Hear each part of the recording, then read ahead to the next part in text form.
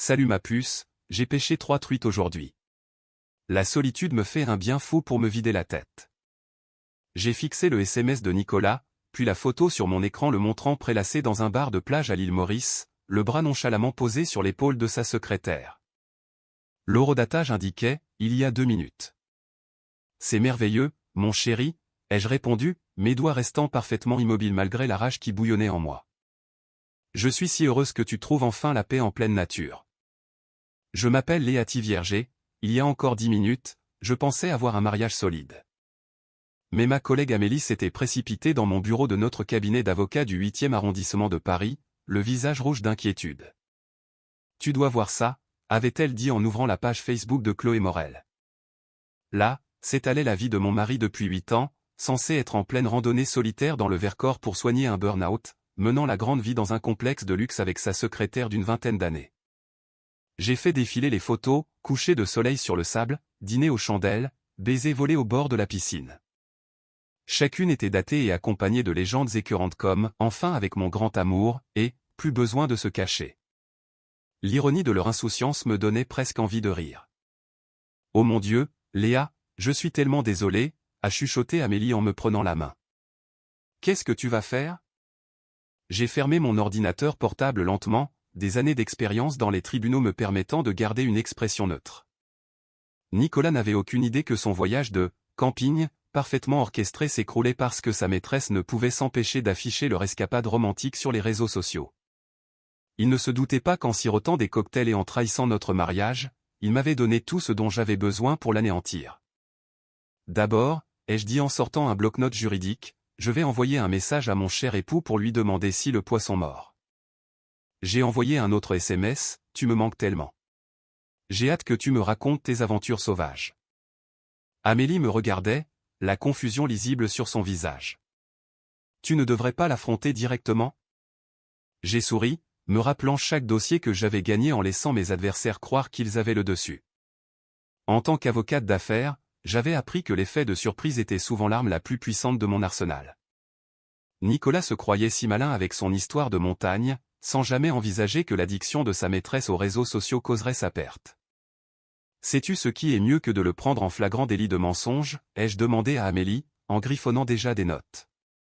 C'est de le laisser continuer à mentir pendant que je démantèle sa vie entière. Nicolas et moi nous étions rencontrés à l'université Paris 2 Panthéon-Assas. Il était charmant, ambitieux et semblait partager mes valeurs de travail et de dévouement. Alors que d'autres couples de notre promotion s'effondraient sous la pression des examens et des stages compétitifs, nous devenions plus forts. Du moins, c'est ce que je pensais. Après l'obtention de notre diplôme, j'avais refusé une offre d'un cabinet prestigieux à Londres pour rester à Paris avec lui. Il avait décroché un poste chez Marchand & Associés, l'une des plus grandes sociétés de gestion de patrimoine de la capitale, et je ne voulais pas que nous commencions notre vie commune par une relation à distance. « Tu fais le bon choix », m'avait-il dit. Nous sommes une équipe.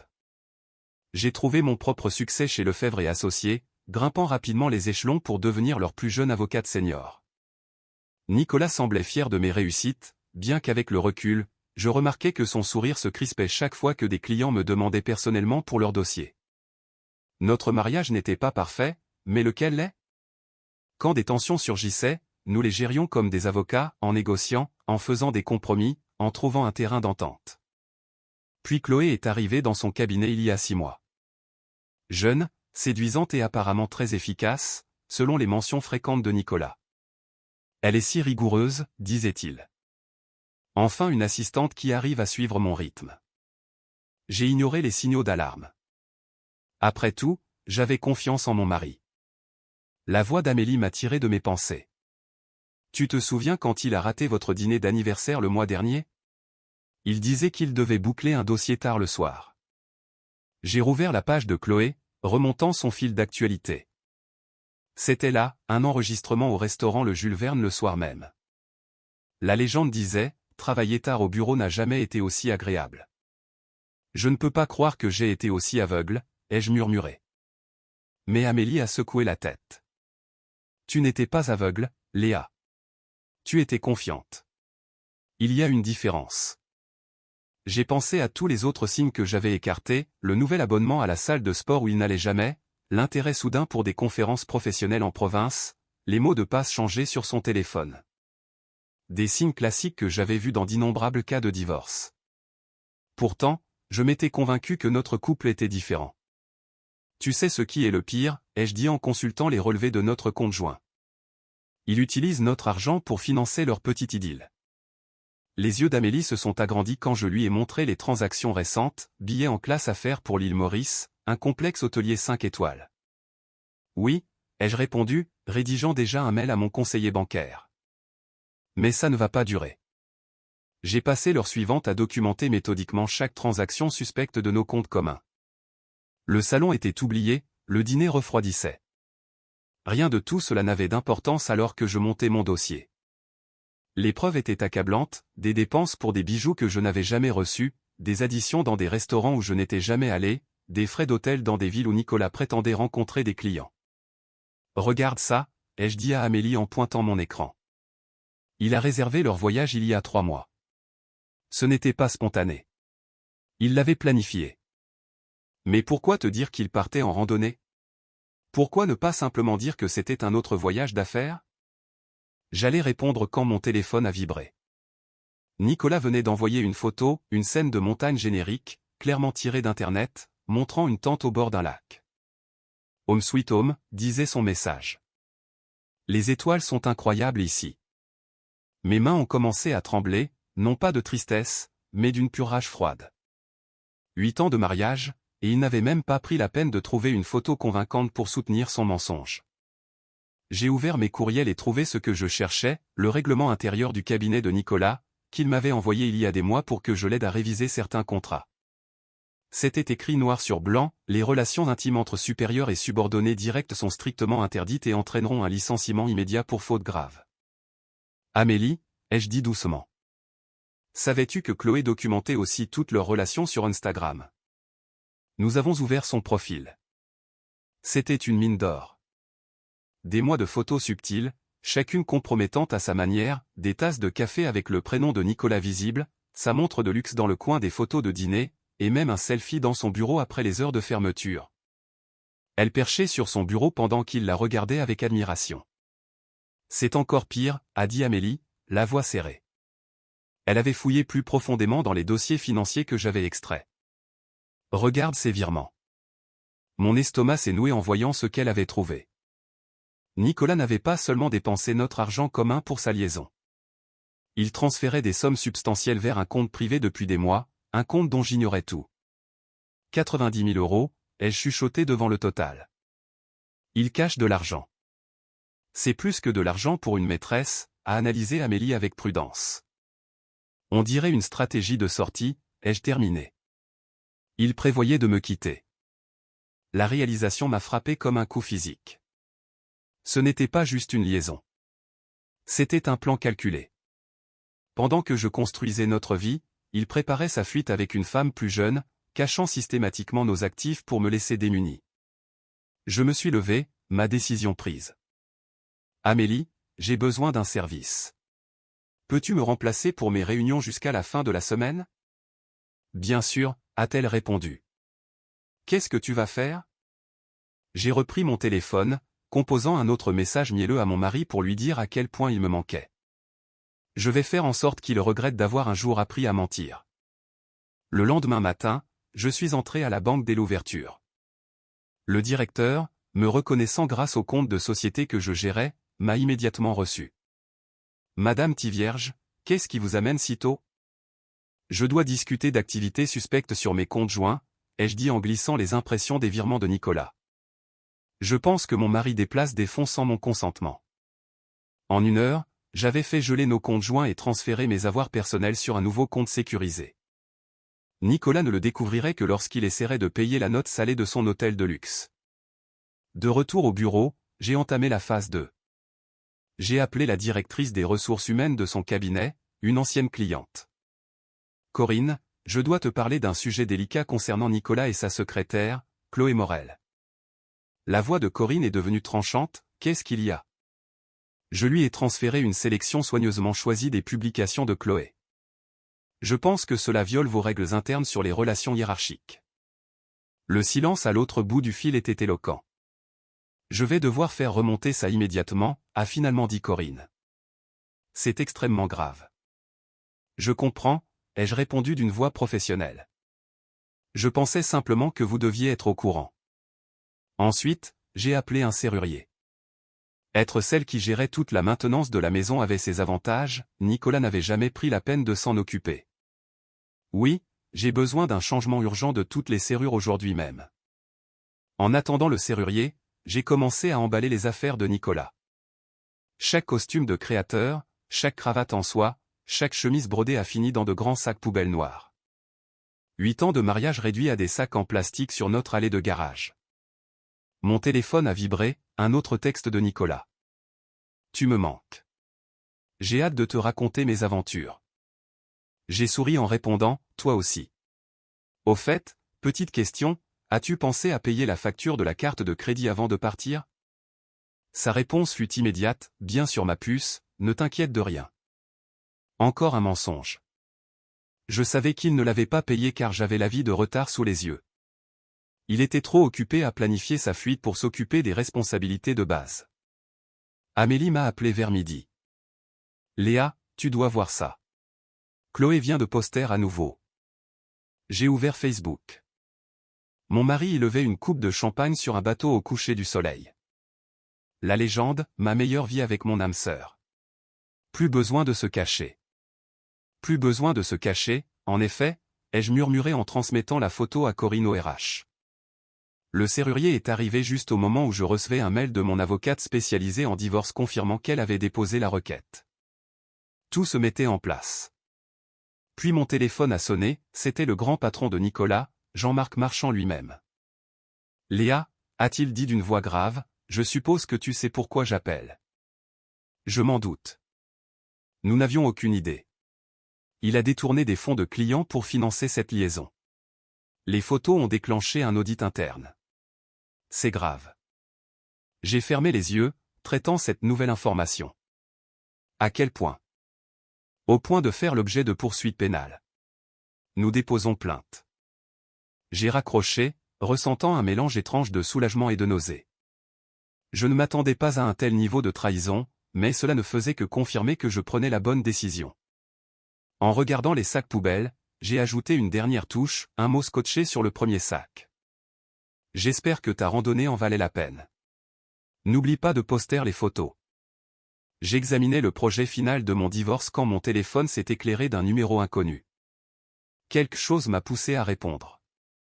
Est-ce que c'est Léa Vierge? A demandé une voix de femme, nerveuse. Oui. Qui est-ce? Je m'appelle Sarah. J'étais la colocataire de Chloé jusqu'au mois dernier. Il y a quelque chose que vous devez savoir. Mon cœur s'est emballé. Je vous écoute. Ce n'est pas la première fois qu'ils font ça, a dit Sarah. Chloé et Nicolas, ils ont déjà monté ce stratagème dans son ancien cabinet. Je me suis assise lourdement dans mon fauteuil. Quel stratagème? Ils ciblent des cadres riches, prennent des photos compromettantes, puis menacent de tout révéler s'ils ne sont pas payés. Mais cette fois, c'était différent. Chloé est vraiment tombée amoureuse de Nicolas. Elle a brisé leur protocole, a commencé à tout poster en ligne. Il est furieux. La pièce semblait tourner. J'ai pensé à l'argent que Nicolas déplaçait, au fond des clients qu'il détournait. Ce n'était pas seulement une liaison, c'était une escroquerie élaborée qui avait dérapé. Pourquoi me dites-vous cela, ai-je demandé. Parce que Chloé m'a appelé en pleurant hier soir. Nicolas menace de tout mettre sur son dos. Elle est terrifiée. J'ai raccroché et rappelé immédiatement Jean-Marc Marchand. Jean-Marc, nous devons parler. C'est bien plus profond que vous ne le pensez. 1 heure plus tard, j'étais dans son bureau, exposant tout ce que Sarah m'avait dit. Jean-Marc semblait physiquement malade. 3 autres cabinets, a-t-il dit en parcourant les preuves. 3 autres cadres victimes de chantage. Comment avons-nous pu rater ça? Parce qu'ils étaient prudents, ai-je répondu. Jusqu'à ce que Chloé sorte du scénario. Mon téléphone a vibré. Encore Nicolas. Dîner près du feu de camp. J'aimerais que tu sois là. J'ai regardé son message pour ce qu'il était réellement, non pas un simple mensonge, mais une pièce d'un plan criminel. Combien d'autres arnaques avait-il menées sans que je le sache? Jean-Marc s'est penché en avant. Léa, nous devons gérer cela avec précaution. Si ce que tu dis est vrai, c'est maintenant une affaire fédérale. Fraude, chantage, détournement de fonds. Je sais exactement comment nous allons gérer ça, ai-je dit en sortant mon téléphone. J'ai tapé un message à Nicolas, chérie, il y a eu un problème avec l'un de nos comptes. Peux-tu vérifier tes mails?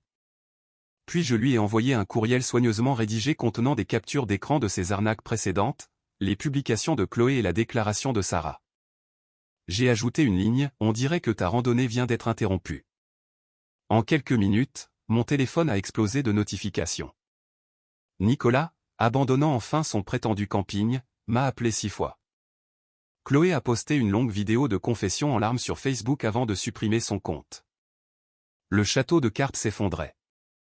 Jean-Marc avait déjà contacté la brigade financière. Ils veulent nous voir demain matin, a-t-il dit. Ça va être énorme. J'ai acquiescé, me sentant étrangement calme. Je serai là. Ce soir-là, assise dans ma maison aux serrures neuves, j'ai reçu un dernier SMS de Nicolas. Tu ne comprends pas ce que tu as fait. Je peux tout expliquer. J'ai souri en pensant à toutes les preuves documentées et distribuées aux autorités.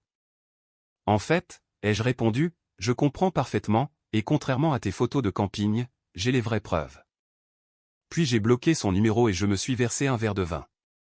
Demain serait intense, mais ce soir, je pouvais savourer le fait que la maison de mensonges de Nicolas était en train de brûler.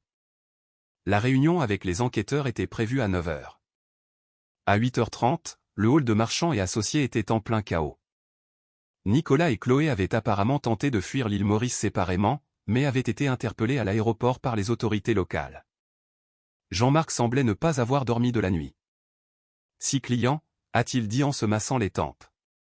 Ils ont fait chanter 6 de nos plus gros clients. Le montant total dépasse les 2 millions d'euros, ai-je terminé. Les experts comptables avaient travaillé toute la nuit. Et ce n'est que ce que nous avons trouvé pour l'instant. La commissaire chargée de l'enquête a étalé des photos sur la table de conférence, Nicolas et Chloé avec différents cadres, suivant toujours le même schéma. Les preuves étaient accablantes. Madame Tivierge, a-t-elle dit, votre mari et mademoiselle Morel seront extradés sous 48 heures, mais nous sommes plus intéressés par la trace de l'argent. Ces comptes offshore que vous avez trouvés. Mon téléphone a vibré. Un SMS d'un numéro inconnu. Nicolas utilisait un téléphone d'hôtel. Bébé, je t'en prie. Tu es en train de tout gâcher. On peut s'arranger. J'ai montré le message à la commissaire qui a hoché la tête. Continuez à le faire parler. S'arranger comment, ai-je répondu. Pour la liaison ou pour les crimes? Tu ne comprends pas, a-t-il répliqué immédiatement. J'ai fait ça pour nous. L'argent était pour notre avenir. J'ai failli rire. Notre avenir?